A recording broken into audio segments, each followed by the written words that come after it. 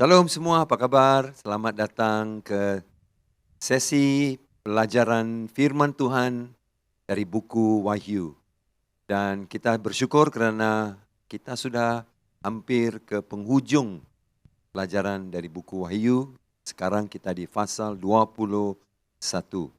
Dan minggu depan pasal yang ke-22 dan itu adalah pengakhiran pelajaran kita dalam buku Wahyu. Tapi hari ini kita lihat Wahyu pasal yang ke-21. Ya, jadi saudara ada undangan seperti foto ini. Undangan Yesus untuk kita menikmati rumah baru kita, yaitu surga. Maukah saudara tahu apakah figur, rupa, gambaran tempat tinggal kita itu? Itu yang ditunjukkan Tuhan di sini, yaitu yang dikatakan sebagai bumi baru dan langit baru. New heaven, new earth dan kota Yerusalem yang baru. Okey, mari kita lihat pembahagian ringkasan pasal 21 ini. Kita lihat Wahyu 21 ayat 1 hingga 8 dulu. Jadi saya akan menolong anda untuk mengikuti pelajaran dengan melihat ringkasannya. Jadi ringkasannya langit baru, bumi baru disebut dalam ayat 1 dan 2. Apa itu langit baru? Apa itu bumi baru? Okey, kedua, Tuhan bersama manusia di langit baru dan bumi baru di ayat 3 dan 4. Seperti mana dia tinggalkan surga dan turun ke bumi kita sewaktu dia lahir sebagai bayi di palungan. Dia mengulang itu sekali lagi di sini. Kemudian segala sesuatu menjadi baru. Ayat 5 hingga ayat 8. Jadi kita akan kaji ayat 5 hingga ayat 8 dulu sebelum kita sambung dari ayat 9 terus sampai ke pengakhirannya ayat 27. Okey, nah kita lihat yang pertama, apa itu langit baru dan apakah bumi baru, saudara.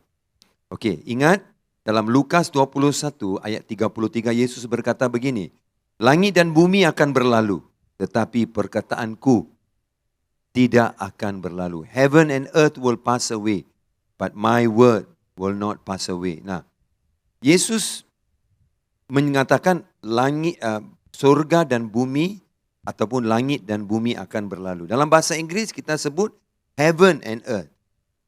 Tapi kenapa bahasa pakai langit bukan surga? Sebab yang dimaksudkan dengan heaven itu, saudaraku, bukan surga di mana kerajaan Allah sedang bertakhta. Di dalam dunia kita ada 3 jenis surga ataupun heaven, yaitu atmosfera di mana manusia hidup dan bernafas. Kemudian surga kedua adalah atmosfera di mana cakrawala, bintang-bintang, bulan, matahari, planet, Milky Way, semua ada, itu dikenali sebagai surga kedua. Dan surga ketiga, the third heaven, di mana hadirat Allah ada. So, bila Alkitab berkata surga baru ataupun dalam bahasa Inggeris new heaven, saudara, bila Alkitab cakap new heaven, saudara jangan terus fikir heaven itu surga di mana Tuhan tinggal. Ini juga dikenali sebagai tempat kita, heaven, sebab langit, itu cakrawala, kemudian 3 tempat di mana Tuhan bermastautin. So, langit baru, bumi baru, apakah ini? Yesus sendiri berkata, langit yang lama, bumi yang lama akan berlalu, tapi dia saja yang akan bertahan. Mazmur 102 ayat 25 dan 26 berkata begini, dahulu sudah ku letakkan dasar bumi, langit adalah buatan tanganmu. Semuanya itu akan binasa. Nah, kau tengok Tuhan sudah janji, semua akan binasa tetapi engkau Tuhan tetap ada. Firman-Nya tetap ada. Semuanya itu akan menjadi usang seperti pakaian, seperti jubah. Engkau akan mengubah mereka dan mereka berubah. Ibrani 13 ayat 14 saya bacakan. Sebab di sini kita tidak mempunyai tempat tinggal yang tetap. Kita mencari kota yang akan datang. Kota yang akan datang. Kita akan belajar apa kota itu yang akan datang. Dan ayat 15. Sebab itu, marilah kita sentiasa mempersembahkan korban syukur kepada Tuhan. Berarti Memandangkan kita tidak ada kota yang kita cari, tapi kota itu akan datang, berarti pengharapan Anda adalah pengharapan yang akan datang. Jadi untuk itu saudara mesti menghidupi hidup ini dengan pujian, penyembahan. Sebab itu Mazmur Ibrani 13 ayat 15 berkata, marilah kita sentiasa mempersembahkan korban syukur kepada Allah kita. Okey, nah sekarang mari kita lihat apakah langit baru dan bumi baru mengikut firman Tuhan, Wahyu 21 ayat 1 dan ayat yang kedua. Lalu aku melihat langit yang baru dan bumi yang baru, new heaven, new earth. Sebab langit yang pertama dan bumi yang pertama telah berlalu dan laut pun tidak ada lagi. Jadi ingat, tak ada laut. Jadi tak boleh pergi berkelah, tak ada santen, semua sudah tak ada, saudara. Kenapa tidak ada laut? Apa efek kalau tidak ada laut? Banyak efeknya. Kedua, dan aku melihat kota yang kudus, Yerusalem yang baru, turun dari surga, dari Allah, yang berhias bagaikan pengantin perempuan yang berdandan untuk suaminya. Okey, mari kita lihat. Surga baru dan bumi baru. Nah, setelah Yesus, pelajaran minggu lalu adalah iblis, nabi palsu, dan antikristus sudah dilemparkan ke dalam lautan berapi. Semua orang mengikuti mereka, orang-orang yang tidak kenal Tuhan yang mengikuti mereka sudah dilemparkan ke dalam lautan berapi, dan mereka telah dihukum selamanya di sana, dan mereka yang nama mereka hanya tertulis dalam buku kehidupan dibenarkan masuk ke dalam surga baru dan bumi baru ini. Nah, dunia ketika Yesus memerintah 1000 tahun di bumi. Bumi yang Yesus memerintah bukan bumi baru yang disebut dalam Wahyu 21. Langit baru, bumi baru hanya muncul dalam Wahyu 21. Dalam Wahyu 20, langit baru, bumi baru belum muncul lagi.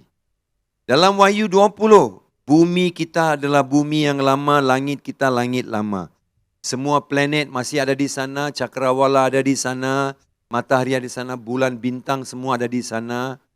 Dan bumi masih berputar di paksinya, siang malam masih sama, laut semua ada.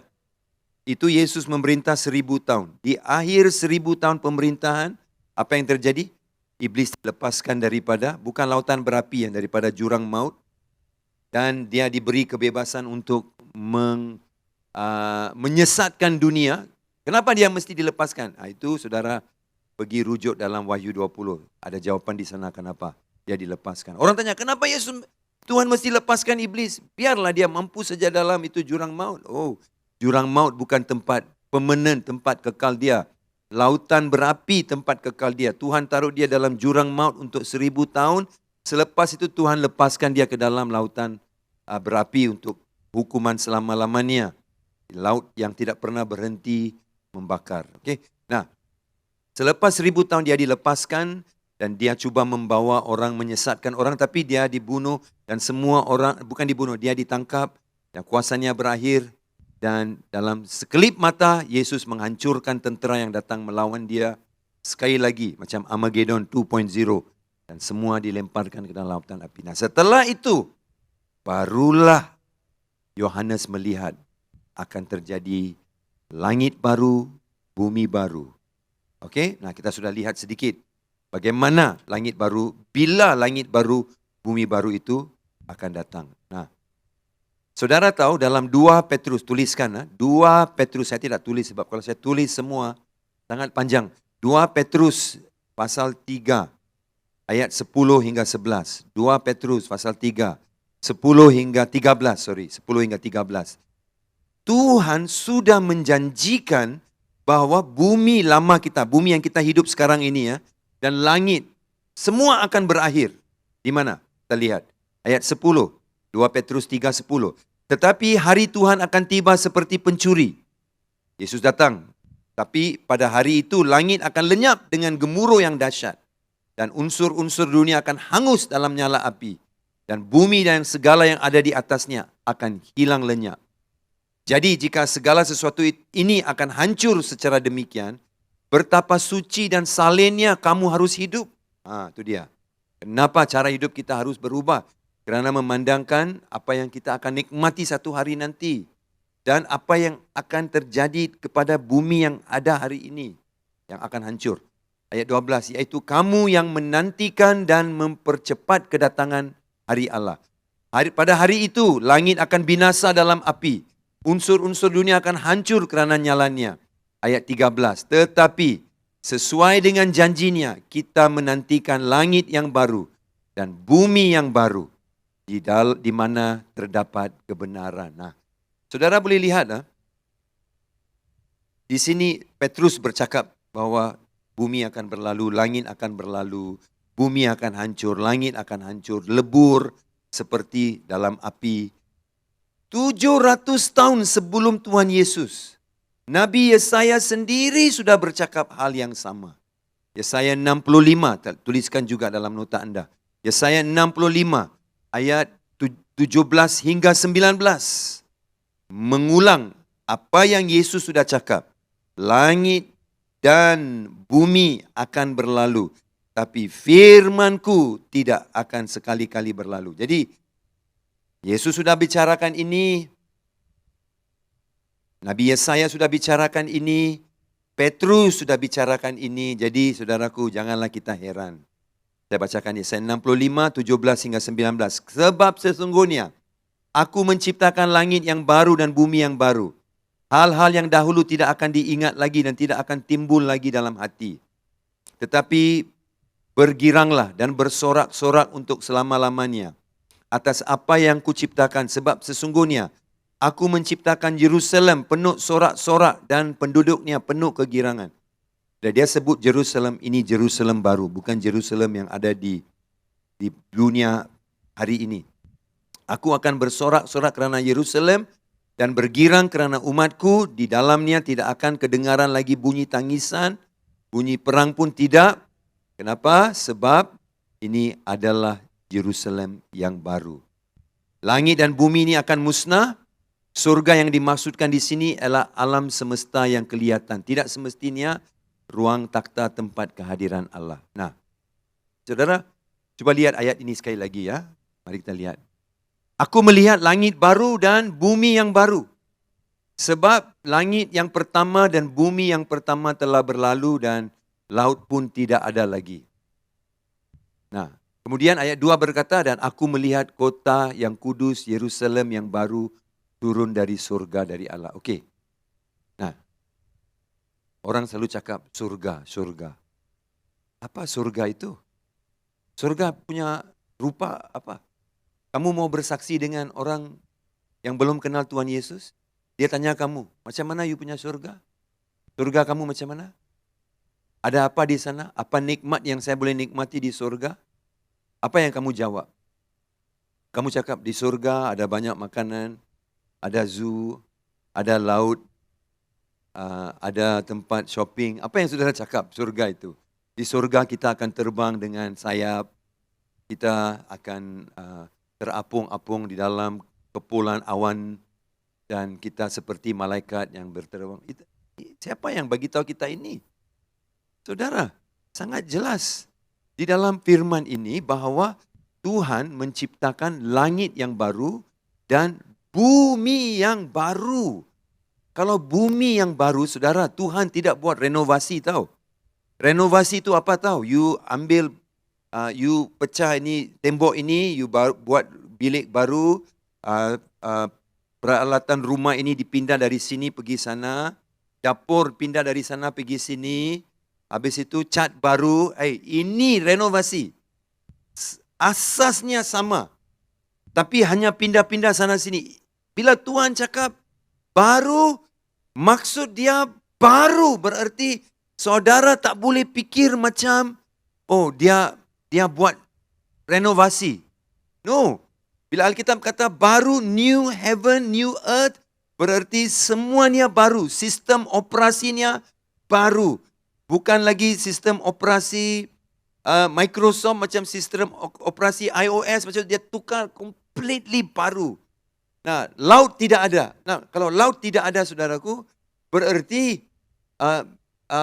gerakan air pasang, air menurun, dan juga persekitaran cuaca yang kita alami berdasarkan perubahan hukum graviti dan juga adanya bintang, adanya bulan. Alkitab bilang bulan tidak ada, bintang tidak ada, matahari tidak ada, laut tidak ada. Semua ini tidak ada dalam surga baru.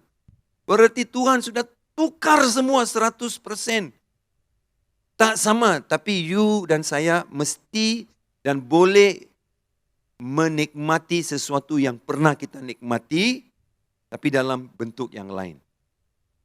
Jadi saudara tak boleh fikir macam, oh baru ini berarti baru macam mana? Baru dari segi, oh Tuhan tukar sana sikit, Tuhan tukar sini. Tidak. Nah, maksudnya seluruh alam semesta yang kita alami sekarang akan musnah. Bumi, planet, matahari, bintang, galaksi, semua hancur. Tuhan akan mencipta sesuatu yang baru yang sepenuhnya. Adalah sesuai bahwa dalam 2 bab terakhir, yaitu 21 dan 22, kita melihat Tuhan sekali lagi mencipta langit dan bumi. Kenapa? Dalam Kejadian 1:1, pada mulanya Tuhan menciptakan langit dan bumi. Kejadian 1:1 kan? Tapi perbuatan itu memulakan sejarah manusia, di mana dosa, kejatuhan manusia dalam dosa, kematian, pemerintahan kerajaan-kerajaan besar di dunia, penyakit, kesehatan, semua terjadi daripada waktu Tuhan menciptakan bumi yang pertama itu. Tapi dalam Wahyu 21 dan 22 kita melihat bab kehancuran dan penyakit semua berakhir. Tuhan akan membuka halaman yang baru. Tuhan akan membuka pasal yang baru, di mana umatnya akan masuk lebaran baru. Ini akan menjadi masa permulaan baru. Permulaan baru yang bermakna bahwa yang lama sudah berlalu, yang baru sudah datang. Nah, ada orang tanya macam ini, Pastor, kalau Tuhan hancurkan yang lama dan dia cipta yang baru, masa dia buat itu, di mana kita pergi? Di mana kita waktu itu, masa Tuhan hancur yang lama. Ini bumi lama, semua habis. Dan dia bawa kita ke bumi baru, langit baru. Nah, saudara, ahli teologia percaya bahwa kita akan dipegang Tuhan seperti yang disebut dalam Kolose pasal 1 ayat 16 dan 17. Bahwa semua diciptakan oleh Dia, untuk Dia, dan bagi Dia. Dan tidak ada satu pun yang diciptakan kalau tanpa Dia. Dan Dia yang memegang segala sesuatu. In Him all things hold together. Dia macam super glue. Dia boleh pegang semuanya. Jadi, you jangan bimbang. Ketika dunia lama dihancurkan, bumi lama dihancurkan. Kita di mana? Di sinilah. Macam mana kita mau pergi ke bumi baru, dunia langit baru? Ke surga baru itu? Tuhan tahu macam mana mau pegang kita. Karena Kolose 1:17 berkata, di dalam Dia semuanya dipegang oleh Tuhan. Di dalam Kristus semuanya dipegang. Jadi jangan takut. Orang juga bertanya, bila saya sampai di surga, saya melihat orang, saya melihat keluarga saya tak ada di sana, saya melihat abang saya tak ada di sana, saya lihat mama saya tidak ada di sana. Adakah saya akan menangis? Bolehkah saya akan ingat akan semua ini? Nah, Alkitab tadi kita sudah bacakan. Saya sudah bagi tahu saudara dalam Yesaya 65. 700 tahun sebelum Yesus datang. Apa yang dia cakap Yesaya? Nabi Yesaya cakap apa yang dia cakap? Dia bilang begini. Nabi Yesaya bercakap, saya bacakan ya. 65 ayat 17. Yesaya 65:17. Sebab sesungguhnya aku menciptakan langit yang baru dan bumi yang baru. Hal-hal yang dahulu tidak akan diingat lagi. Dan tidak akan timbul dalam hati lagi. Ini Alkitab bilang semua yang kau pernah terpikir di bumi Ketika kau sampai di langit baru, bumi baru, iaitu di surga, semua itu kau tak ingatlah. Ada orang cakap, oh bila saya pergi surga saya akan cek tengok mana mak saya, bapak saya. Semua itu akan hilang. Kau tak akan diganggu oleh pikiran seperti itu. Dan ada orang cakap, bila saya jumpa Yesus saya akan tanya dia, kenapa bila umur saya 17 tahun, saya punya girlfriend Tuhan ambil. Goblok sih orang ini. Alkitab bilang apa? Baca firman Tuhan, jangan dengar cakap saya, saudara.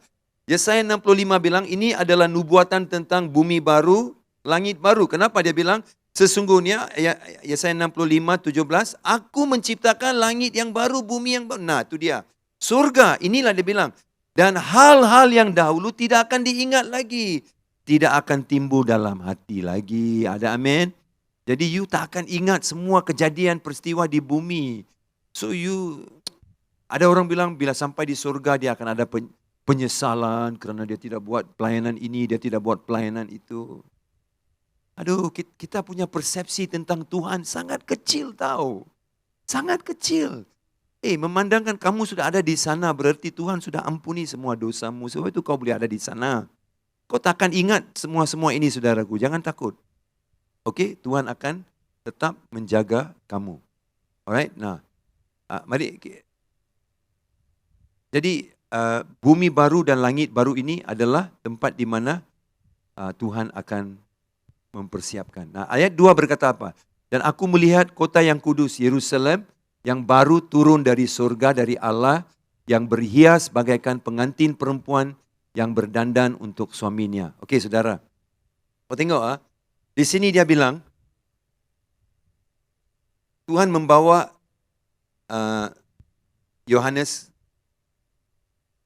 ke tempat yang tinggi dan dia melihat dari surga turun kota Yerusalem. Apa ini kota Yerusalem baru? Okey, saya tolong jelaskan untuk saudara. Kota Yerusalem baru ini adalah tempat kita tinggal. Inilah surga kita. Di mana kota ini akan berada? Di satu tempat yang dikenali sebagai bumi baru. Ada kota. Nah, itulah, kota itulah kita punya tempat tinggal. Dan langit baru. Langit itu apa?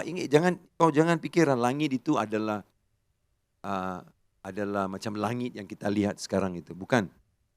Langit seperti yang saya sebut ada 3. Satu, atmosfera ini, cakrawala, bintang, bulan, semua di atas. Dan yang ketiga lagi satu langit, iaitu tempat Tuhan bersemayam. Jadi tempat Tuhan bersemayam tak berubah. Yang berubah adalah planet, bintang, bulan, matahari, semua hancur. Semua habis. Semua tak ada lagi. So, Tuhan ciptakan langit baru. Bumi baru. Nah, ketika langit baru, bumi baru itu dicipta, dari surga. Surga itu memang tak pernah berubah. Dari surga, nah sungguh pun Yesus berkata, langit berubah, bumi berlalu, tapi firman-Ku tidak berubah. Langit berubah. Langit itu dalam bahasa Inggris, heaven and earth will pass away. Jadi heaven itu bukan heaven tempat Tuhan bersemayam. Heaven itu adalah atmosfera cakrawala yang di mana semua bintang-bintang, bulan-bulan, planet semua ada. Itu tempat yang berakhir. Tuhan tetap ada. Jadi dari tempat Tuhan ada, turun ke atas bumi baru kota Yerusalem. Berapa besar saiznya, berapa panjangnya, nanti kita akan lihat semua itu. Dan kau lihat, Alkitab berkata, kota itu berhias bagaikan pengantin perempuan yang berdandan suaminya. Okey, saya mau tanya, berapa orang di sini pernah terlibat dalam koordinasi untuk seseorang jemaat kita bernikah? Ada siapa? Dan biasanya kalau ada pengantin perempuan itu, saya dengarlah dia bangun 3:30 pagi, pukul 4 pagi, dan make up artis akan sampai ke rumah dia pukul 5 pagi, dan dia mula berdandan dari pukul 5 pagi. Waktu pernikahan berapa? Pukul 10 pagi. 6, 7, 8, 9, 5 jam awal dia bangun. Kenapa tahukah? Sebab proses persiapannya sangat lama dan rapi. bajunya, dia punya anting-antingnya, emasnya. Betul kah? Semuanya sangat lama. Nah, di sini dia berkata cara kota Yerusalem baru ini disiapi adalah didandan oleh Tuhan seperti seorang mempelai wanita didandani. Berarti Tuhan yang menciptakan kota Yerusalem baru untuk kamu dan saya, Tuhan menciptakan dengan sangat detail, saudaraku. Lebih detail daripada semua kerajaan dunia ini yang merancang. Kalau saya pergi ke Singapura, saya selalu heran bagaimana kerajaan Singapura itu, dia punya perancangan, sangat rapi. Saya tidak cakap kerajaan Malaysia tidak. Ada juga tempat-tempat lain yang kelebihan kerajaan kita. Nah, tapi kalau kerajaan itu Singapura itu dia punya perancangan untuk macam train lah, bas lah, untuk pengangkutan. Wah, sangat. Dan saya melihat, wah begitu hebat lah. Tapi saya lihat, bila saya bacakan tentang kota baru ini, yaitu kota Yerusalem ini, cara Tuhan dandannya itu adalah sangat rapi, sangat kemas, sangat detail. Sehingga dia melakukan itu karena dia perhatikan keperluan kita semua untuk menikmatinya. Oke? Nah, sebab itu saudara, ingat Tuhan tidak sembarangan bikin yang cincai-cincai, orang Chinese bilang, ya, aco tidak aco saja cara kerjanya, tapi didandan seperti pakaian pengantin perempuan yang berdandan untuk suaminya. Sebab itu saudara, kita yang mendengar khotbah macam ini, you mesti hati-hati tahu. Sebab orang dunia akan cakap, you orang Kristian ini ya orang ini sudah nyanyok sudahlah kau orang. Kau orang berharap untuk Tuhan begitu sampai kau boleh cakap ada surga baru, ada bumi baru, ada kota Yerusalem. Wah, ada nama kota baru Yerusalem. Tak ada nama lain kah? Kenapa kena pakai nama ini? Mungkin ada orang cakap macam itu. Nah, sama seperti kota Yerusalem yang jadi rebutan. Banyak empire yang cuba rebut kota Yerusalem tahu.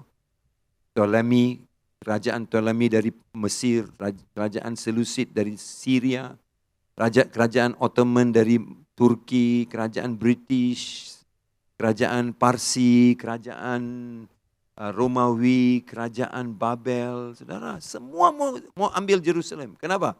Pernahkah kau terpikir kenapa? Kenapa semua kerajaan terbesar di dunia perang mereka mau ambil kota itu? Mesti ada sebab. Kerana kota itu adalah nubuatan profetik akan apa yang terjadi di masa depan. Kerana Tuhan sendiri pilih kota itu. You suka tak suka? Itu yang tertulis dalam firman Tuhan. Bahwa Tuhan turunkan dan Tuhan hiasinya dengan sangat baik. Jadi ya, banyak orang akan meremehkan kepercayaan kamu. Orang akan cakap, kau ini orang Kristian yang gunakan agama seperti tongkat untuk menolong mereka. Mereka tidak berani lawan, keras, menghadapi cabaran. Jadi mereka gunakan agama sebagai tongkat dan menjanjikan yang palsu kepada umat Kristian yang lain. Bahwa ada surga, ada langit baru, bumi baru, ada kota Yerusalem baru, surga mereka menanti mereka. Ini orang karut, ini orang Kristian semua. Mengajar yang tidak betul. Kerana ini mana boleh terjadi. Mustahil boleh terjadi perkara macam ini. Itu. Kau hati-hati ya.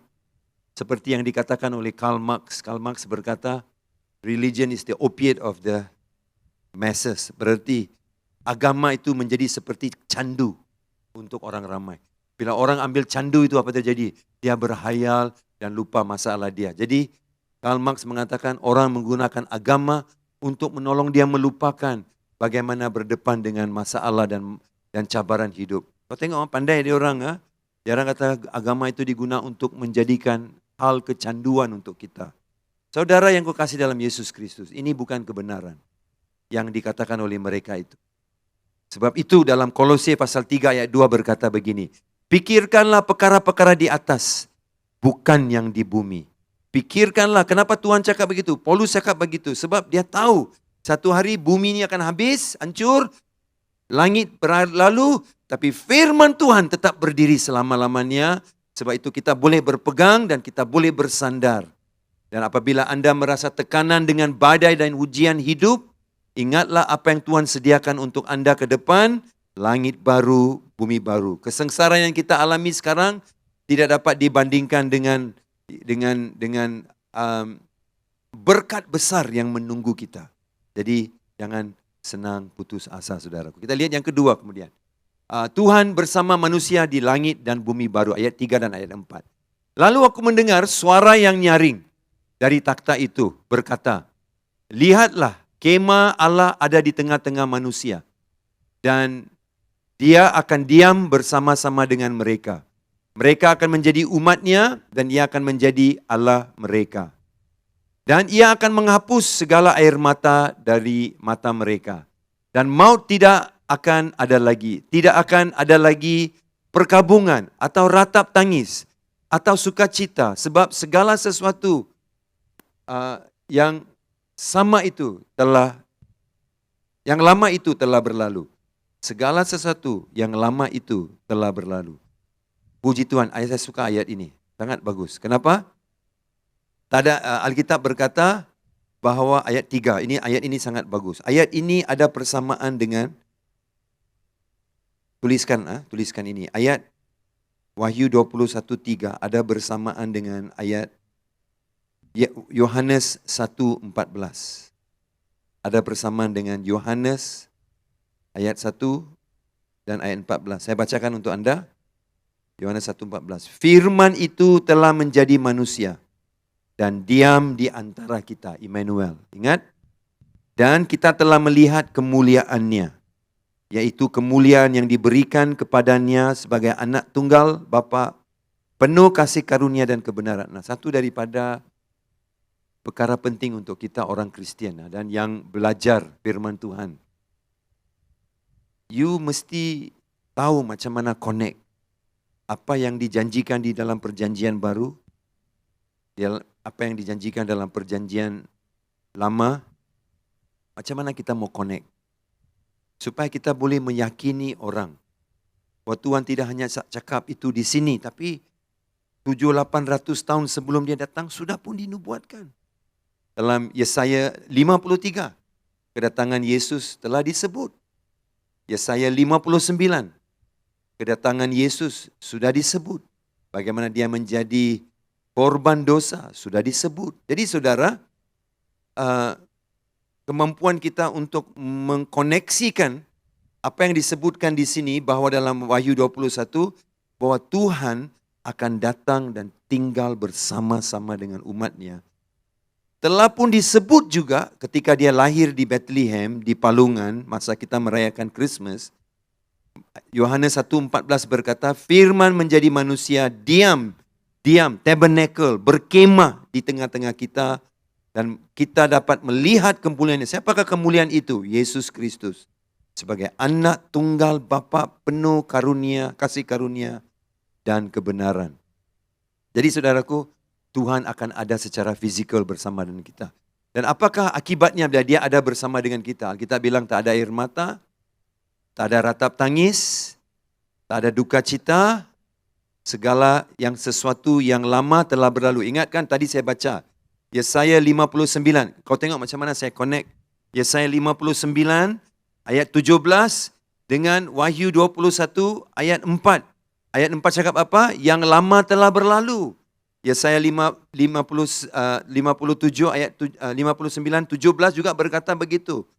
Semua yang lama akan berlalu.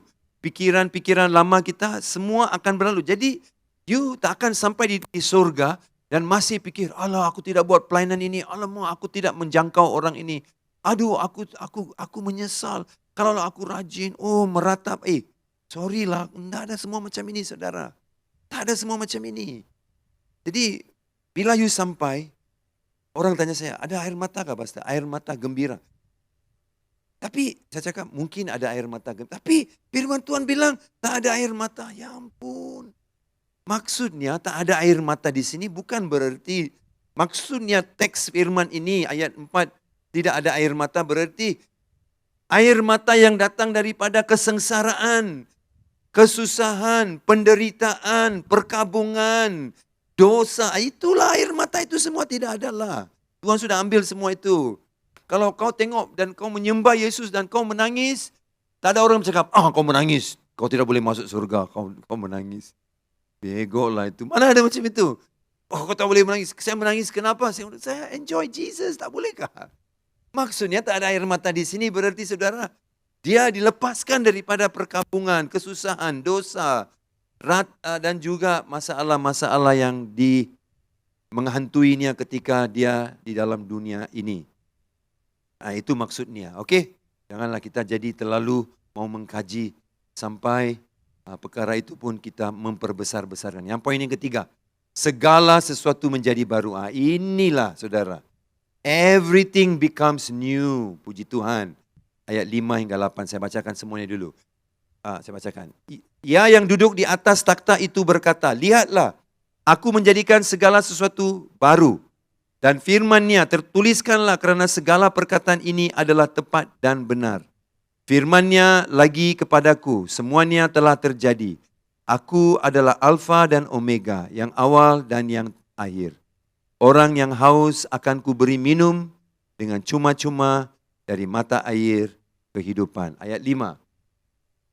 Ya yang duduk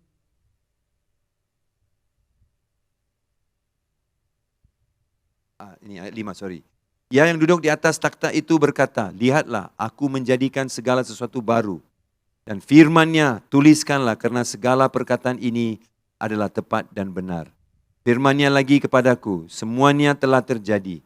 Aku adalah Alfa dan Omega, yang awal dan yang terakhir. Orang yang haus akan kuberi minum dengan cuma-cuma dari mata air kehidupan. Ayat 7, barang siapa menang, ia akan memperoleh semuanya ini, dan aku akan menjadi Allahnya, dan ia akan menjadi anakku. Tetapi orang-orang penakut, orang-orang yang tidak percaya, orang-orang keji, orang-orang pembunuh, orang-orang sundal, tukang-tukang sihir, penyembah-penyembah berhala, dan semua pendusta, mereka akan mendapat bahagian mereka di dalam lautan yang bernyala-nyala oleh api dan belarang. Inilah kematian kedua. Okey. Kembali kita ke ayat yang ke awal tadi, ayat 5. Nah, saudara boleh lihat di sini. Dia berkata, semua akan menjadi baru. Bila kamu dengar perkataan baru, apa yang kamu dengar? Earth 2.0? Bukan.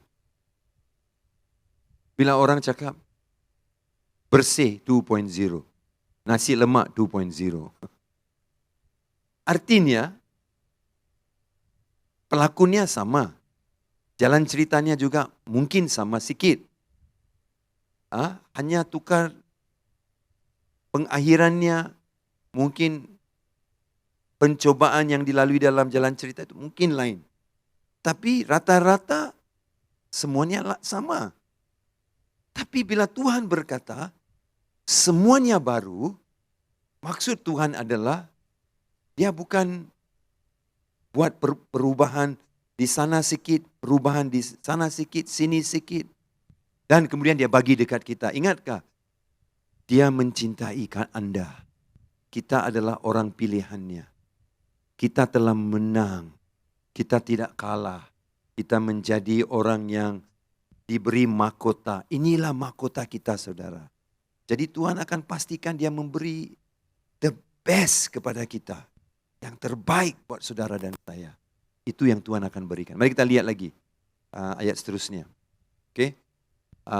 Dia berkata, barang siapa yang menang, dia akan memperoleh semuanya. Tengok, kerana saudara menang, saudara akan memperoleh semuanya. Ingatkah? Dalam Wahyu pasal 3, pasal 2 dan pasal 3, ada 7 gereja yang Yesus sebut. Dan dia bercakap tentang satu gereja demi satu gereja. Apa yang dia cakap? Dia bercakap tentang cabaran mereka. Satu gereja demi satu gereja. Satu gereja demi satu gereja. Apakah cabaran mereka? Setiap gereja. Gereja Tiatira ada masalah tentang percabulan. Gereja Efesus mempunyai masalah kerana mereka menjadi suam-suam. Jadi semua gereja-gereja ini, saudaraku, ada masalah. Mereka harus berlawan. Mereka harus bertahan sampai ke akhir. Seperti itulah ayat ini berkata, kita juga harus bertahan. Saudara, dalam dunia hari ini, tak perlulah kita cakap pasal penganiayaan besar. Jangan kau cakap pasal tanda antikristus. Itu semua belum sampai lagi. Hari ini saja dunia kita dengan apa yang di sekeliling kita sudah pun mula menggoda dan banyak yang sudah jatuh pun karena itu. Belum sampai lagi tanda-tanda antikristus, belum sampai lagi pekerjaan di mana penganiayaan besar, orang Kristian dianiaya, dipenjarakan, belum sampai lagi. Apalagi kalau itu sampai, sekarang adalah waktunya kita harus berjalan kuat. Sebab itu saudara, jangan kita lupa bahwa satu daripada rahasia untuk orang yang boleh masuk ke surga baru ini adalah orang-orang yang sudah menang di dalam Tuhan. Oke, lanjut seterusnya. Kita lihat, siapakah orang-orang yang tidak akan ada di sana? Orang-orang inilah penakut, orang yang tidak percaya, orang keji, orang pembunuh, sundal, tukang-tukang sihir, penyembah berhala, semua pendusta. Saudara tahu kan hari ini, saya mau cakap pasal pendusta. Satu daripada senjata yang dipakai hari ini di media-media, sama ada media cetak, media sosial, media elektronik, adalah penggunaan fake news, misinformation. Sesuatu yang benar, yang benar, ini kenyataan. Dia orang tulis, main TikTok, main dalam Instagram, tukar, putar, belit, sampai apa yang benar pun orang tak percaya benar lagi. Inilah orang-orang yang tak peduli. Yang penting dia menang, yang penting dia untung, yang penting agenda dia tercapai. Kau mau tipu sampai ke berapa kali, aku tak peduli. Janji aku menang. Janji aku berkuasa. Janji aku kaya. Inilah keadaan manusia. Ingat, senarai yang saya bacakan kepada saudara. Senarai orang-orang ini yang tak ada di dalam surga itu adalah orang yang tidak kenal Tuhan. Bukan seperti kita yang sudah terima Yesus. Ada hari-hari dalam kelemahan daging kita berdusta. Tapi kita tidak hidup dalam gaya berdusta terus. Abdi terus bukan macam itu. Bukan macam itu. Maksudnya, berdusta ada di dalam ayat ini berarti mati aku. Aku pasti pergi neraka. Bukanlah. Ini bagi orang-orang yang tidak kenal Tuhan Yesus. Yang belum membuat keputusan. Yang angkuh. Yang tolak Tuhan. Dan tidak mau langsung berubah dari sikap dan dosa yang disebutkan di sini. Lanjut, next please. Kita lihat. Kemudian 21 Wahyu ayat 9 hingga 27. Ini sampai ke pengakhirannya. Saya sudah menjelaskan kepada saudara. Langit baru, bumi baru. Langit baru, bumi baru. Tetapi, apakah bentuk kota Yerusalem, tempat tinggal kita itu? Temboknya berapa besar? Dasarnya berapa besar? Pintunya berapa besar?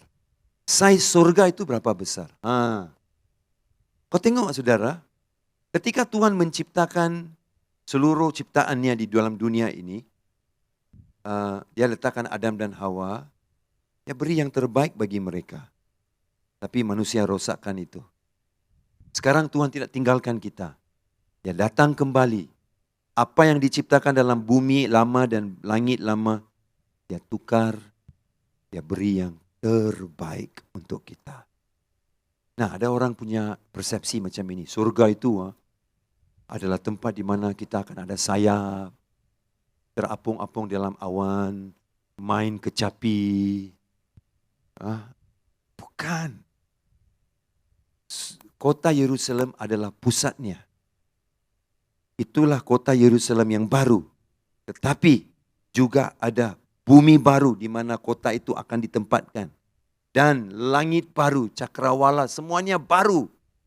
Nah saudara, berarti bumi baru. Tuhan ciptakan kita dengan kaki, ada amin. Tuhan ciptakan kita dengan tangan, Tuhan ciptakan dengan hidung, Tuhan ciptakan kita dengan telinga. Bumi baru kita itu bukan macam bumi yang surga kita itu bukan macam surga di mana segalanya penuhi dengan asap tebal. Kau bergerak, saudaraku, kau ternampak malaikat. Tiba-tiba limpas Raja Daud, limpas. Sampai kau, wow. Tiba-tiba malaikat kau dengar, kau dengar guru halilintar, penuh misteri. Tolong sikit lah, bukan macam itu. Kau mesti tukar you punya persepsi. Dia bilang langit baru, bumi baru. Nah saudara, tak ada matahari, tak ada bulan, tak ada laut. Apa punya bumi ini? Tak ada matahari, tak ada bulan, tak ada laut. Apa punya bulan ni? Tapi jangan saudara lupa, ada pokok. Kalau masa kita sampai pasal 22, ada sungai. Ada pohon-pohon kehidupan di sana. So, Tuhan akan membenarkan kita untuk menghidup, untuk mendengar. Waktu itu kau boleh menyanyi lagu-lagu. Dan semua artis-artis dalam dunia yang pernah kau idam-idamkan. Yang kau mau autograf dengan mereka. Wah, semua pastor-pastor terhebat di dunia ini yang kau mau belajar. Semua ada di sana. Top singer, semua ada di sana. Kau boleh dengar semua lagu mereka free, tak perlu bayar apa-apa. Haleluya, amin. Jadi saudara, kau boleh pakai telinga kau boleh pakai hidung kau boleh pakai tangan kau boleh pakai mulut kau. Juga untuk makan, ada amin. Sebab Tuhan akan cakap dalam pasal ke-22, mereka akan memakan, puji Tuhan. Tapi ada nasi kandar kah? Aku tidak tahu itu. Itu kau orang pergi cari sendiri, okey? Nah, banyak orang bertanya soalan-soalan yang pelik. Dia mau tahu semua. Kenapa Tuhan mau kasih tahu semua? Sebab dia mau bagi you surprise, saudara. Kalau semua dia sudah tunjuk, apa surprise lagi? Tak ada surprise lah. Jadi, siapa duduk sebelah kanan? Siapa duduk sebelah kiri? Umur kita berapa bila kita sampai di surga? Kita akan, yang meninggal tua itu, macam mana? Dia masih tua kah? Yang meninggal anak kecil itu bila dia masuk ke dalam surga, badan dia macam mana? Kau tengok, kau mau tahu semua benda ini. Tuhan sengaja tidak tunjuk, kenapa? Dia cakap surprise. Kalau ada orang bagi you surprise pada hari jadimu, kau terkejut, surprise. Enjoy kan surprise itu?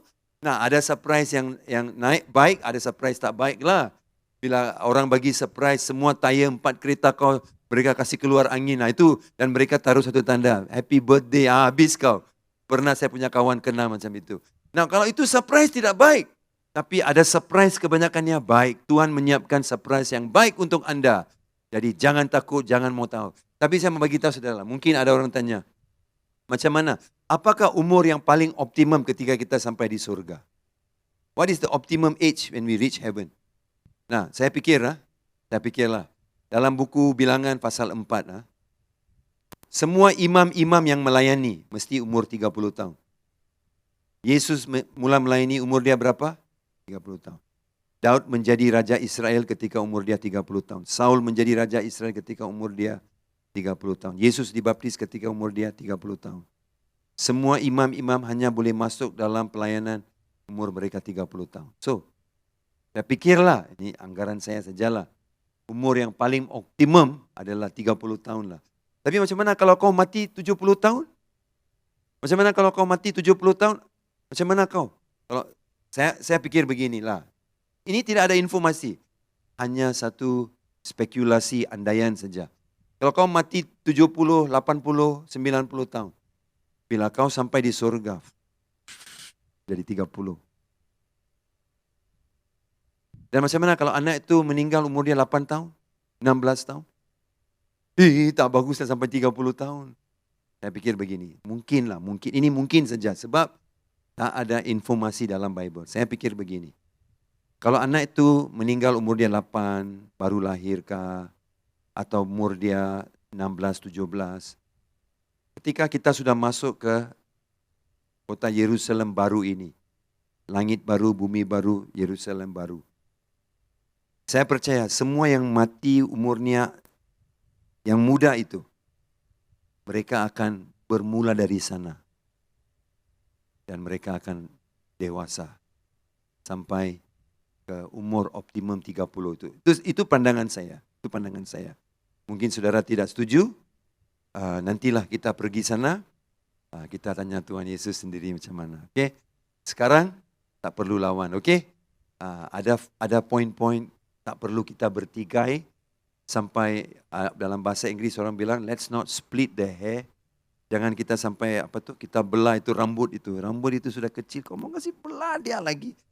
Ada orang masuk perbincangan sampai topiknya itu tidak penting, tapi itu diperbesarkan untuk tujuan saya tidak tahu apa. Ego mereka mau buktikan sesuatu. Mungkin saya salah lah, saya tak susah kalau saya salah sebab saya hanya buat andaian. Karena ada orang tanya, berapa umur optimum di surga nanti? Bahasa apa kita pakai nanti di surga? Saya pikir mungkin kau pakai bahasa kau lah, bahasa ibunda kau. Bahasa yang kau syok cakap itu. Apa yang kau syok cakap saudaraku? Kalau kau pandai dusun, puji Tuhan. Kalau kau ini pandai karo saudaraku, karo sajalah kau itu. Nah, tapi kalau kau cakap dengan orang India yang tidak paham bahasa dusun kau itu. Tidak paham bahasa suku Saban itu saudaraku, macam mana? Tapi kau sedang bercakap dengan kawan kamu orang India. Saya percayalah, karena di surga, Yesus bersama kita di sana, intelek kita akan melonjak ke next level. Lebih tinggi daripada Albert Einstein, saudaraku, kita punya IQ. Karena itu surga, semuanya sempurna. Dia cakap dalam bahasa suku, bahasa orang Saban, bahasa Lundaya, saudara, dan orang India cakap bahasa India, yang Lundaya pun boleh paham. Haleluya. Ada amin, saudaraku. Itu namanya surga lah. Apalagi kalau surga kita ada masalah, marah lagi. Jangan takut. Itu hanya di Menara Babel saja itu terjadi. Orang cakap tidak paham, pecah semua. Tapi di surga kita cakap, biarpun beda, semua boleh paham. Amin. Saya percaya itulah keadaannya. Kita tengok terus. Kita tengok. Okey, Yerusalem baru dijelaskan dan juga ukuran Yerusalem baru 15 hingga 17, tembok Yerusalem baru 18 hingga 21, kemuliaan Yerusalem baru. Macam mana kemuliaannya? Yerusalem baru. Maka datanglah seorang dari ketujuh malaikat yang memegang ketujuh cawan yang penuh dengan ketujuh malapetaka. Terakhir itu. Lalu dia berkata kepadaku, katanya, marilah ke sini. Aku akan menunjukkan kepadamu pengantin perempuan mempelai anak domba. Dia lalu di dalam roh membawa aku ke atas sebuah gunung yang besar lagi tinggi, dan ia menunjukkan kepadaku kota yang kudus itu Yerusalem turun dari surga dari Allah. Nah, saya tanya kat saudara. Dia kata begini ayat, marilah ke sini. Aku akan menunjukkan kepadamu pengantin perempuan mempelai anak domba. Nah, dia naik ke atas kota tinggi, apa yang dia nampak? Pengantin perempuan dia itu apa? Kota Yerusalem yang turun dari surga. Kami semua sudah kena tipu. Kami punya pendeta sudah tipu kami. Dia selalu cakap pengantin Tuhan Yesus adalah gereja. Pengantin Tuhan Yesus adalah gereja. Tapi pengantin yang turun itu siapa? Kota Yerusalem. Sudah kena tipulah kita semua. Karena yang turun dari gunung itu, yang Yohanes melihat, yang ditunjukkan malaikat itu yang turun, pengantin Tuhan Yesus adalah kota Yerusalem. Seharusnya gereja lah. Kenapa kota Yerusalem? Tunggu dulu saudara. Seringkali di dalam Alkitab, seseorang kumpulan manusia itu, identitas mereka selalu dikaitkan dengan satu kota. Contohnya, setiap kali disebut Yerusalem, ia dikaitkan dengan identitas orang-orang Yahudi, orang Israel. Bila dia menyebut tentang kota Babel, ia sering dikaitkan dengan kejahatan, dosa, karena Babel, ingatkan kita baca dalam pasal 16, pasal 17, pasal 18, Babel yang sudah jatuh. Babel sering dikaitkan dengan sekumpulan orang yang mempunyai identitas kejahatan. Bila disebut tentang kota Sodom, ia dikaitkan dengan identitas sekumpulan orang yang hidup dalam percabulan. Ingat, jadi bila dia disebut sini, pengantin yang turun itu adalah kota Yerusalem yang baru, itu dikaitkan dengan identitas orang-orang yang tinggal di dalamnya. Siapakah orang yang tinggal di dalamnya? Tengok orang kiri kanan kamu. Beritahu dia, kamulah itu. Kamulah itu. Jadi bila dia sebut kota Yerusalem, jangan bilang, oh pastor saya tipu. Dia selalu cakap, kamulah pengantin perempuan itu yang Tuhan sudah siapkan. Yalah, kamu pengantin perempuan yang akan tinggal dalam kota Yerusalem lah. Yang akan punya identitas akan kota itu. Jadi kota itu dan pengantin, yaitu gereja, adalah sama. Oke, lanjut kita lihat seterusnya. Kota itu penuh dengan kemuliaan Allah dan cahayanya sama seperti permata yang paling indah bagaikan permata yaspis. Jernih seperti kristal. Jalan-jalan di surga penuh dengan emas, saudaraku. Apa kau kejar emas di bumi ini? Nanti di surga kau akan jalan atas emas lah, saudara. Apa ini orang kejar emas hari ini? Jalan kita di surga penuh dengan emas, tahu? Oke, kita tengok, lanjut, kita tengok ayat seterusnya. Dan temboknya besar lagi tinggi. Dan pintu gerbangnya 12 buah, ada 12 pintu. Dan di atas pintu-pintu gerbang itu ada 12 malaikat. Dan di atasnya tertulis nama ke-12 suku bangsa Israel. Jadi ada 12 pintu, setiap pintu itu ada nama 12 suku bangsa Israel. Dan semuanya tinggi, besar. Nah, berapa besar kota itu nanti kita akan lihat. Lanjut, next. Okay. Kemudian seterusnya, di sebelah timur terdapat 3 pintu gerbang, di sebelah utara 3 pintu gerbang, selatan 3 pintu gerbang, dan di sebelah barat 3 pintu gerbang. Dan tembok kota itu mempunyai 12 batu dasar. Temboknya saja ada 12 dasar. Dan di atasnya tertulis ke-12 nama ke-12 Rasul Anak Domba. 12 Rasul Anak Domba. Tapi satu Rasul sudah bunuh diri. Yudas, betul kah? Kau pikir nama dia ada di sana? Saya pikir tidaklah. Saya pikirlah tidak. Siapakah Rasul yang seterusnya? Yang ditambahkan ke dalam 12 itu, Matias. Tapi adakah nama dia akan masuk atau nama Rasul Paulus? Itu surprise. Kau sampai di sana, di pintu gerbang sana, kau pergi cek lah nanti saudara. Oke, bagi saya. Kalau saya lupa cek. Nah, kita semua akan tahu segalanya. Nah, inilah keindahannya. Lanjut lagi. Oke. Apa lagi? Ukuran. Ini ukuran. Berapa besar surga yang kita akan duduk itu, kita lihat. Dan ia yang berkata-kata dengan aku mempunyai suatu tongkat pengukur dari emas untuk mengukur kota itu serta pintu-pintu gerbangnya dan temboknya.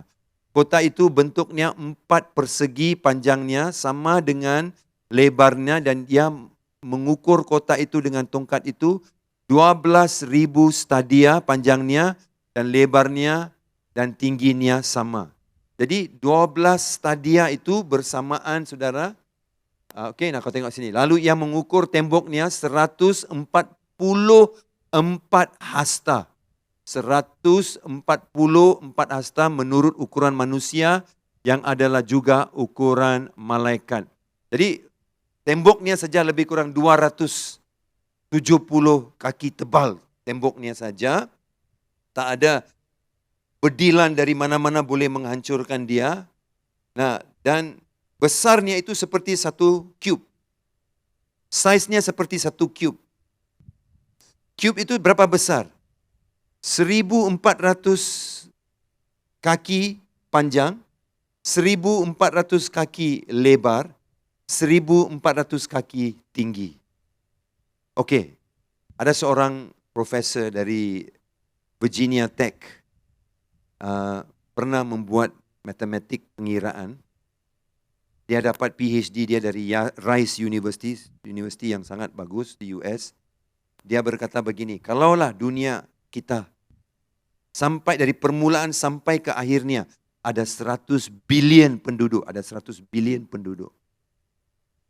Dan katakan 20% terima Yesus. Berarti ada 20 bilion. Bolehkah 20 bilion masuk dalam surga yang saya sebut ini? 1.400 kaki panjang, 1.400. Dengan ketinggiannya. Ini 3 dimensi tahu. Ketinggiannya 1.400 kaki panjang. 1.400 kaki panjang, sangat jauh. Mungkin dari Pulau Pinang sampai ke Bali, saudara. Kalau kau bagi dia berdiri ke atas, berapa tinggi itu? Sangat tinggi. Lebih kurang 2.500 lebih kilometer. 4.500 kilometer tinggi. 20 bilion penduduk dengan senang boleh tinggal dalam kota Yerusalem baru itu. Tak ada masalah langsung. Lagipun, jangan lupa, itu baru hanya kota. Dan ada tembok kan? Dan juga ada pintu gerbang. Dan Alkitab berkata pintu gerbang tak pernah ditutup. Why? Kenapa pintu gerbang tak ditutup? Sebab di luar kota itu ada orang-orang yang menikmati bumi yang baru itu. Dan bumi baru itu adalah tempat ciptaan Tuhan juga. Jadi orang dalam kota itu boleh keluar masuk, boleh enjoy apa yang ada di sana. Jadi saudara, satu tempat yang sangat indah, luas, tinggi. Ada satu lagi objek yang saiznya seperti cube. Apakah itu di dalam Alkitab? Objek yang sama seperti cube itu adalah ruang maha kudus di dalam bait suci Allah. 30 kaki, 30 kaki, 30 kaki itu saja dia. Sangat kudus tempat itu. Sekarang kita melihat apa yang kudus yang tidak boleh dimasuki oleh semua orang kecuali imam besar. Sekarang puji Tuhan. Karena kita ada imam besar mengikut Ibrani 4:15. Kita ada imam besar yang telah melalui segala pencobaan. Tapi hanya tidak berdosa. Memungkinkan kita masuk ke dalam ruang maha kudus Allah. Kenapa? Darahnya sudah dicurahkan selama-lamanya. Kita boleh enjoy fellowship dengan Yesus tanpa kita memerlukan satu bait suci lagi. Dulu bait suci itulah cube itu. Sekarang tempat tinggal kita jadi cube pula. Dulu tempat itu cube, tidak boleh ada orang masuk. Bukan cube, cube. Dulu cube itu tidak boleh ada orang masuk kecuali imam besar. Puji Tuhan, imam besar kita sudah masuk sekali dan selama-lamanya. Sebab itu tempat tinggal kita sekarang bersama dengan dia. Juga dalam bentuk cube juga. Supaya kita menikmati dia. Face to face. Selama-lamanya. Haleluya. Puji Tuhan. Kita lihat lagi. Satu lagi saudaraku. Itu. Ini tembok Yerusalem. Tembok itu diperbuat daripada permata yaspis. Dan kota itu sendiri dari emas tulin bagaikan kaca murni. Jadi emas itu seperti kaca atau murni. Kau boleh lihat pantulan muka kau. Emas ini tak sama dengan emas yang mereka jual di kedai. Jadi orang masih lagi mau jalan, mau bawa emas mereka bila masuk surga. Tak perlulah jalan raya menjadi emas. Kenapa kau mau bawa emas? Next, kita lihat. Kemudian, dasar-dasar tembok kota itu dihiasi dengan segala jenis permata. Dasar permata batu yaspis. Dasar kedua, batu nilam. Dasar yang ketiga, batu mirah. Dasar yang keempat, batu zamrud. Dan dasar yang kelima, batu unam. Dasar yang keenam, batu sardis. Dasar yang ketujuh, batu ratna, cempaka. Yang kedelapan, batu beril. Yang kesembilan, batu krisolit. Yang kesepuluh, batu krisopras. Dan yang kesebelas, batu lazuardi. Dan yang kedua-belas, batu kecubong. Waduh, semua batu-batu ini pasti bagi saya sebagai seorang pria susah mau sebut sebutan-sebutannya. Tapi bagi orang-orang yang menghargai batu-batu ini, mungkin tanpa baca pun boleh sudah ulang dan boleh sebut semuanya dengan baik. Tapi Alkitab berkata bahwa dasarnya diperbuat daripada 12 dasar. Temboknya saudaraku sangat spesial. Itulah kemuliaan Tuhan dalam menciptakan kota ini. Next. Dan ke-12, ayat 21, ke-12 pintu gerbang itu adalah 12 mutiara. Setiap pintu gerbang terdiri daripada satu mutiara dan jalan kota itu dari emas murni bagaikan kaca. Nah, saudara lihat, di sini dia bilang, pintu gerbang itu diperbuat daripada mutiara. Mutiara itu apa? Pearl. Dan dia berkata diperbuat daripada satu mutiara. Biasanya kalau orang membuat satu pintu daripada mutiara, dia akan gabung semua mutiara itu jadi mutiara besar. Tapi dia bilang mutiara ini muncul dari satu mutiara. Jadi ya, tiram yang pegang, oyster yang pegang ini mutiara, mesti oyster gergasio, saudara. Betul kan? Nah, kita cuba mau paham bagaimana, how can? No, cannot, mutiara. Tengok, cara manusia pikir, kita masih pikir macam dunia lama lah. Kita mesti pikir macam Tuhan pikir. Dia boleh ada satu, apa itu oyster. Oyster itu apa? Oyster itu apa? Tiram kah? Tiram.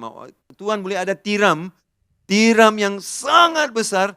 Dan Alkitab berkata, pintu itu diperbuat daripada mutiara. Satu mutiara. Berarti Tuhan buat pintunya. Jadi, kenapa dia tunjuk gambar ini semua? Dia mau tunjuk betapa indahnya surga kita. Betapa luar biasanya. Betapa agungnya. Betapa ajaibnya. Betapa saudaraku, lamanya Tuhan mengambil masa untuk memastikan ia betul-betul indah di mata Tuhan. Thank you Jesus. Amen. Oke, kita lihat. Kemuliaan ini terakhir sekali. Dan aku tidak melihat bait suci di dalamnya. Kenapa tak ada bait suci? Kenapa tak ada bait suci? Ingatkah Yesus bercakap dengan orang-orang Farisi, guru-guru Taurat? Dia cakap, hancurkan bait ini, dalam 3 hari saya akan bangunkannya. Dia cakap, akulah bait. Apa pasal orang kejar bait baru? Apa pasal kau mau bait baru? Bait itu untuk apa? Koneksi dengan Tuhan. Melalui apa? Pengorbanan binatang, pengorbanan dan persembahan darah yang domba ke atas mezbah. Betul kan? Itu untuk apa? Untuk koneksikan manusia dengan Allah. Yesus cakap, akulah bait itu. Kau tak perlu lagi korban apa-apa. Aku jadi korbanmu selama-lamanya. Sebab itu surga tak ada bait. Amin. Kita boleh menyembah Yesus bila-bila. Oke, next. Kita lihat. Bait suci di dalamnya sebab Allah Tuhan yang Maha Kuasa adalah bait sucinya. Demikian juga anak domba itu. Dan kota itu tidak memerlukan matahari dan bulan untuk menyinarinya. Sebab kemuliaan Allah meneranginya. Dan anak domba itu adalah lampunya. Dan dia menjadi terangnya. Dan bangsa-bangsa akan berjalan di dalam cahayanya. Dan raja-raja di bumi membawa kekayaan mereka ke dalamnya. Jadi tak perlu ada terang lagi, tak perlu ada matahari. Bila Tuhan ciptakan matahari dulu. Tahukah bila Allah berkata, terjadilah terang. Terang itu terang apa? Tuhan ciptakan matahari hanya hari yang keempat. Tapi hari pertama dia cakap terjadilah terang. Terang itu bukan matahari tahu. Tapi untuk semua aktiviti di dalam bumi bergerak dan terjadi melalui matahari itu. Fotosintesis, untuk panaskan badan, untuk panaskan bumi, semua terjadi dari matahari. Sebab bila dia cakap tidak ada matahari berarti sumber yang sekarang menjadi pengharapan kita. Untuk memastikan kita hidup. Kalau tak ada matahari ya, mati kita semua tahu saudaraku. Kalau matahari sekarang dia habis, bumi akan jadi macam kutub utara sudah. Lebih teruk dari kutub utara. So, kita perlu matahari. Tuhan cakap, kalau sekarang you perlu matahari itu. Itu yang menggerakkan dan untuk membolehkan kamu beroperasi. Satu hari tak ada matahari. Bulan pun tidak ada. Air pasang, air surut, semua tak ada lagi. Gravity tak ada lagi. Kenapa? Sayalah yang mencukupkan segalanya. Sayalah yang pegang segalanya. Kolose 1:17. In him all things hold together. Di dalamnya segala-galanya akan bergerak dan akan berjalan. Atau di dalam dia segala-galanya akan hidup. Jadi Yesus menjadi kecukupan dalam segalanya. Next, akhir dengan sini. Dan bangsa-bangsa akan berjalan dalam cahayanya. raja-raja di bumi membawa kekayaan mereka kepadanya. Dan pintu-pintu gerbangnya tidak akan ditutup pada siang hari, sebab malam tidak akan ada lagi di sana. Tak ada malam, semuanya siang. Jadi saya mau tanya you, kalau pintu tak ditutup, kenapa mau pasang itu? Dia punya pintu, tadi kau ingat kan saya cakap, pintu itu dipasang sebesar mutiara. Satu mutiara, ingat kan? Kalau pintu tak ditutup, kenapa mau pasang itu pintu? Pernah kau pikir kenapa? Why? Balik rumah, tanya Roh Kudus kenapa dia pasang itu pintu. Surprise saudara, saya tak mau bagi jawapan saya kepada kamu. Kau pikirkan kenapa? Oke? Sebab kalau semua jawapan diberi, kau tidak ada surprise sudah di surga. Oke, kita lihat ayat terakhir. Tetapi tidak akan masuk ke dalamnya siapa? Sesuatu yang najis atau orang yang melakukan kekejian atau dusta.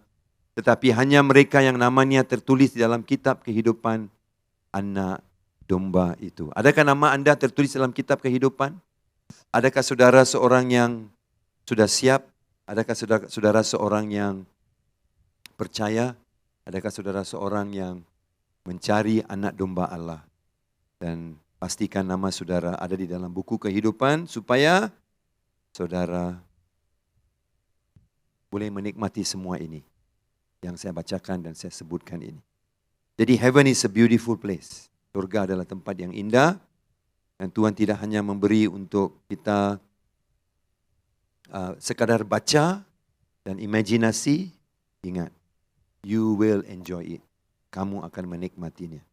Jadi marilah kita, apa yang kita nikmati sekarang itu seperti macam curtain raiser.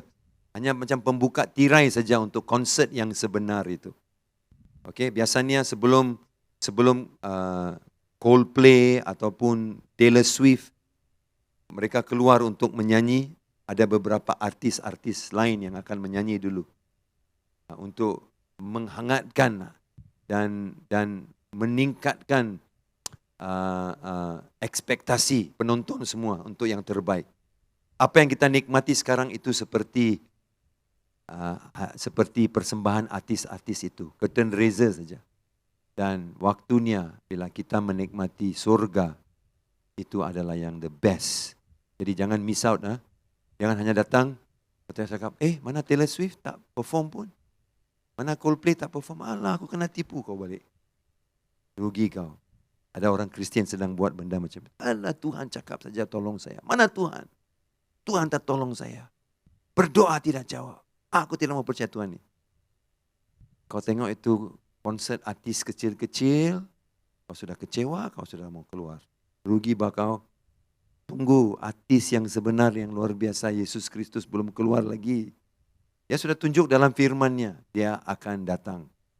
Dan dia sediakan rumah dan juga tempat dan kota supaya kamu dan dia akan sama-sama. Waktu itu air mata tidak ada, susah tak ada, kanser tak ada. Saudaraku, melangsingkan badan tak perlu kau bimbang, semuanya amin dan iya di dalam Yesus Kristus. Jadi marilah kita menikmati bersama. Kita berdoa. Tuhan berkati tiap daripada kami di sini. Supaya kami tidak sekadar menikmati dan mengharapkan sesuatu tanpa keyakinan. Firman-Mu jelas 700 tahun sebelum Yesus datang. Nabi Yesaya sudah menubuatkan surga baru, bumi baru, langit baru, kota Yerusalem baru. Begitu juga Rasul Paulus, Rasul Petrus, semua sudah menubuatkan. Saya berdoa untuk jemaat Tuhan yang kecewa, yang sakit, yang putus pengharapan, yang tidak tahu apa masa depan mereka. Saat ini Bapa, biarlah mereka diteguh, disegar, dikuatkan. Mengharapkan akan janji Tuhan yang luar biasa besar itu. Menunggu untuk berkat Tuhan yang besar yang akan kami nikmati dalam surga itu. Dalam nama Yesus saya berdoa Tuhan. Amin. Tuhan Yesus berkati. Kita jumpa lagi dalam pelajaran terakhir Wahyu pasal 22 minggu depan. God bless. Tuhan berkati semua.